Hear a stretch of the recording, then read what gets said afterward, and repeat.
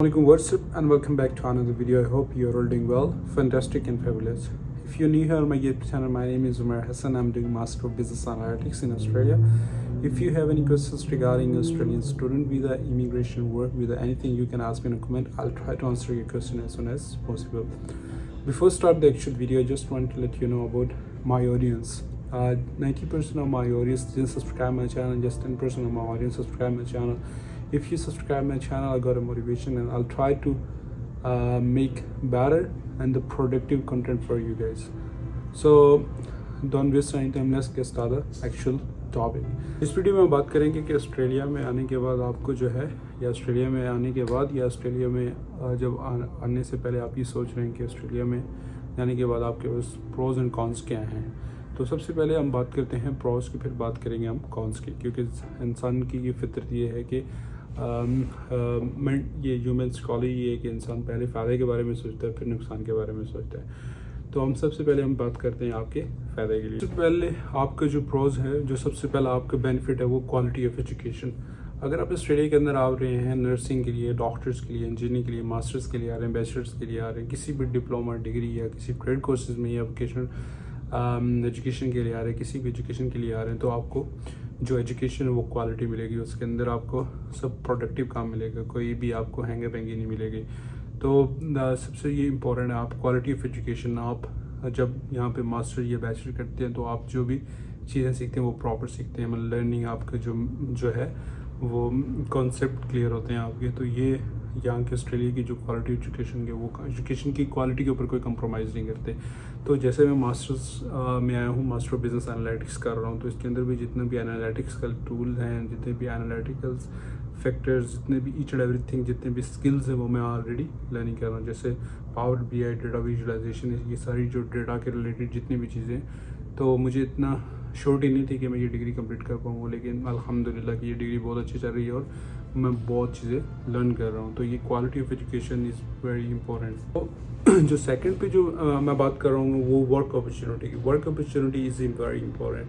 जब आप किसी दूसरे मुल्क से किसी और मुल्क में आते हैं, किसी और कंट्री के अंदर आते हैं, तो आपकी वर्क अपॉर्चुनिटी है. वर्क अपॉर्चुनिटी इक्वालिटी है. जैसे कि यहाँ पे लोकल्स हैं और आप जैसे ओवरसीज़ से लोग आते हैं, जैसे south Asia, China, south Asia से लोग जितने भी आते हैं, या मतलब यूरोप से आते हैं, या अमेरिका या कनाडा से भी लोग आते हैं, तो वर्क अपॉर्चुनिटी जो है वो आप सब भी इक्वल है. अगर आपके पास if you have a skills, for example communication skills, hard skills, तो you can get easily job here in Australia.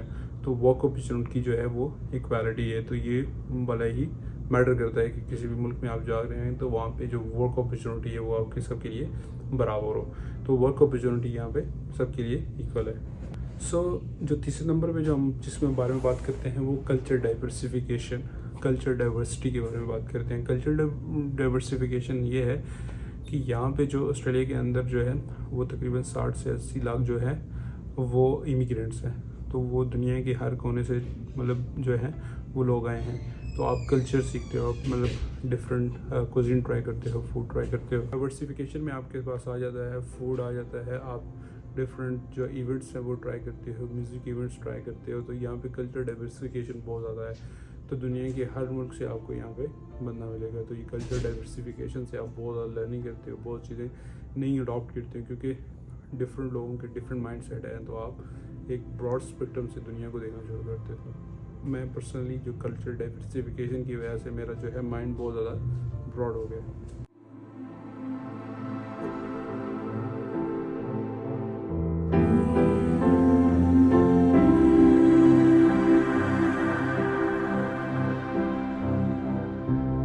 जो फोर्थ पे हम बात कर रहे हैं स्टैंडर्ड ऑफ लिविंग.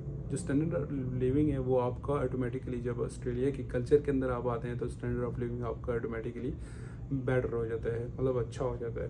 तो ये आपके ऊपर है कि आप अडॉप्ट करते हो कि नहीं अडॉप्ट करते हो, क्योंकि जो आपकी जो यहाँ पे अर्निंग है वो डॉलर्स में है, वो स्पेंडिंग भी डॉलर्स में है. तो वो इन्होंने एक जो जितने भी इनके जो एक सोसाइटी का जितना भी है उन्होंने बहुत ज़्यादा इक्वलाइज़ की हैं चीज़ें. जितना भी आप अर्न करते हो तो उसके साथ आप इजीली यहाँ पे सर्वाइव कर पाते हो. ईज़िली आप यहाँ पे बिल्स ईच एंड एवरीथिंग आप ईज़िली पे कर सकते हो। तो ये एक बहुत ही अच्छी चीज़ है। जो बात करते हैं वो सबसे ही इम्पोर्टेंट है, बहुत बहुत बहुत इम्पोर्टेंट है, PR अपॉर्चुनिटी।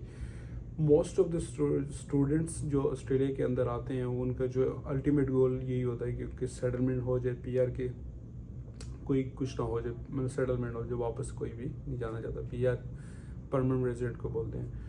तो बहुत ज़्यादा अपॉर्चुनिटीज़ हैं, स्किल्ड की हैं, और स्टेट नॉमिनेशन है, एम्प्लॉयर नॉमिनेशन, इसके बारे में किसी दिन बाद में बात करेंगे। लेकिन अभी थोड़ी सी जनरल बात करते हैं। PR की बहुत ज़्यादा यहाँ पे आपको चांसेस हैं, अपॉर्चुनिटीज़ हैं, डिफरेंट अपॉर्चुनिटीज़ हैं। स्टेट नॉमिनेशंस है, एम्प्लॉयर नॉमिनेशन है, स्पॉन्सरशिप है, इंडिपेंडेंट है, स्किल्ड है, बहुत ज़्यादा जो है इस तरह के वीज़े जो हैं वो आप अप्लाई करके यहाँ पे परमानेंट ऑस्ट्रेलिया के रेजिडेंट हो सकते हैं। तो ये बहुत ज़्यादा गोल्डन अपॉर्चुनिटी है। जैसे आप यहाँ के ऑस्ट्रेलिया के परमानेंट रेजिडेंट हो जाते हैं तो आपके पास जो है वो बहुत ज़्यादा आपको जो गवर्नमेंट है यहाँ की जो कंट्री है वो आपको फैसिलिटेट करती है, हेल्थ सेक्टर में, एजुकेशन सेक्टर में, और बहुत कंस्ट्रक्शन में, ईच एंड एवरीथिंग में यहाँ पे आपको वो सपोर्ट करती है। तो ये एक बहुत ही ऑस्ट्रेलिया का बहुत ही इम्पोर्टेंट और बहुत ही मतलब जो प्रो है, सबसे टॉप पे है PR अपॉर्चुनिटी। जैसे जिसकी वजह से मैंने सबसे लास्ट में डिस्कस किया है कि जो सुपर इम्पोर्टेंट है वो मैंने PR को है वो लास्ट में डिस्कस किया है।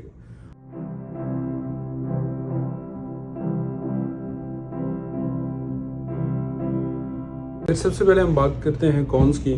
तो सबसे जो मुझे जो लगता है कि वो आपकी लैंग्वेज बैरियर है। लैंग्वेज बैरियर है कि कुछ जो IELTS और PTE तो लोग करके आते हैं, कुछ स्टूडेंट्स करके आते हैं, लेकिन फिर भी यहाँ पे जो ऑस्ट्रेलियन, स्पेशली जो ऑस्ट्रेलियन इंग्लिश है वो is little bit different and little bit difficult from another English, like जैसे ब्रिटिश है या अमेरिकन इंग्लिश, उनसे थोड़ी सी डिफरेंट है, क्योंकि यहाँ पे स्लैंग्स और शॉर्ट जो वर्ड्स हैं वो बहुत ज़्यादा यूज़ करते हैं ऑस्ट्रेलियन।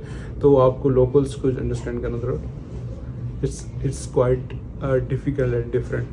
तो ये मुझे एक मतलब जो नुकसान लगता है कि ऑस्ट्रेलिया में मूव होने का, तो ये सबसे पहले आपका जो लैंग्वेज बैरियर हो सकता है। कुछ स्टूडेंट को होता है, कुछ को नहीं होता, ये आपके ऊपर वेरी करता है, लेकिन ज़्यादा इंपॉर्टेंट नहीं है। तो आप इसको कंसिडर कर भी सकते हैं और इसको कंसिडर नहीं भी कर सकते। तो हम दूसरी जब बात करते हैं job market competition. Job market competition ये है कि जहाँ पे ऑस्ट्रेलिया के अंदर जो स्टूडेंट्स आते हैं वो हम बहुत हाईली क्वालिफाइड और बहुत ज़्यादा स्किल्ड होते हैं, मतलब बहुत ज़्यादा उनके पास मतलब स्किल्स होती हैं। तो आप उनको जैसे ऑस्ट्रेलिया के अंदर आने के मार्केट, जॉब मार्केट में जब जाते हो तो उनके साथ आपका तो कंपटीशन होता है। तो कंपटीशन जब होता है तो आप वो एम्प्लॉयर उसी को मतलब हायर करेगा जिसके पास ज़्यादा स्किल्स होंगी, जिसके पास ज़्यादा communication skills, verbal skills, interpersonal skills और हार्ड स्किल्स होंगी, जो ज़्यादा बेहतर परफॉर्म कर पाएगा जॉब के लिए। तो आपको स्किल्स आनी चाहिए। अगर स्किल्स आपके पास नहीं, if you don't have any skills, आप बहुत ज़्यादा है इसमें स्ट्रगल कर सकते हैं जॉब अपॉर्चुनिटी में, जॉब मार्केट के अंदर। तो अगर हम तीसरे नंबर बात करते हैं वीज़ा चैलेंजेस ऐसे हैं वीज़ा की, ये बहुत बड़ा ही नुकसान है। और मेंटली मैं इसको ज़रा थोड़ा सा मेंटली जो है आपकी जो मेंटल हेल्थ के साथ बहुत ज़्यादा अटैच है visa challenges with mental health. तो जैसे ही आपको स्टूडेंट वीज़ा होता है तो आपका वीज़ा स्टूडेंट एक्सपायर होना, जो उसमें आपको मेंटल स्ट्रेस शुरू होना होती है। वीज़ा की जो है बहुत ज़्यादा आपको स्ट्रेस होती है। जब अगर आप ऑस्ट्रेलिया के अंदर आ रहे हैं या कोई मेरी जो वीडियो है वो ऑस्ट्रेलिया के अंदर से देख रहा है तो उसको पता होगा कि ऑस्ट्रेलिया में जब आप आ जाते हैं तो ये वीज़ा की जो है स्ट्रेस भी बहुत ज़्यादा होती है। अगर ये आपको स्टूडेंट वीज़ा एक्सपायर होने वाला है, TR एक्सपायर होने वाली है, एक्सटेंशन डालनी है, इस तरह की जो है वो आपको मेंटल स्ट्रेस बहुत ज़्यादा होती है।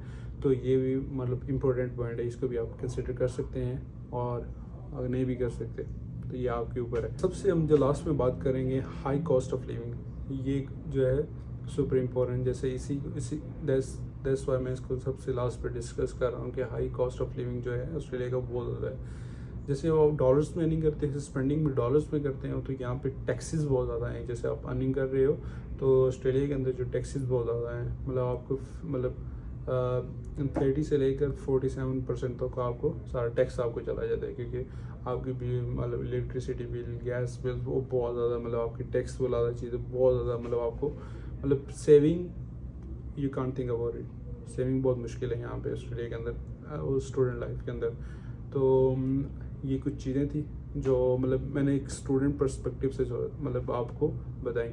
अगर कोई स्किल्ड वीज़ा के ऊपर ऑस्ट्रेलिया के अंदर आ रहा है या PR लेने के बाद आ रहा है तो उनका जो सिनेरियो ज़रा डिफरेंट होगा, तो लेकिन कुछ चीज़ें वो यहाँ से मतलब लर्न कर सकते हैं, लेकिन कुछ चीज़ें, लेकिन स्पेसिफिक जो मेरा पर्सपेक्टिव वो स्टूडेंट के पर्सपेक्टिव से ये मैंने वीडियो बनाई है। आई होप आपको ये वीडियो अच्छी लगेगी, अगर अच्छी लगी तो सब्सक्राइब करें, अगर बहुत ज़्यादा अच्छी लगी तो शेयर भी कीजिए। Hope for the best, have a good day, see you in another video, bye bye.